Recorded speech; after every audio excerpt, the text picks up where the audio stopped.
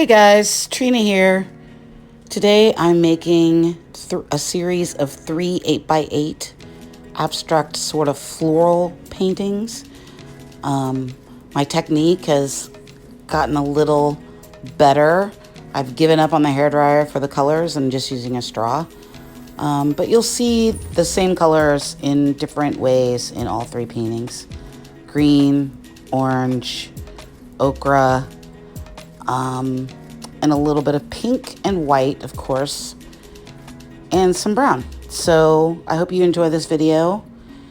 Don't forget to like and subscribe. And again, as always, if you have any questions, please leave a comment.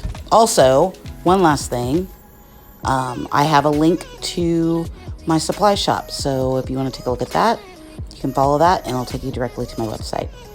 Until next time, enjoy this little video. Bye.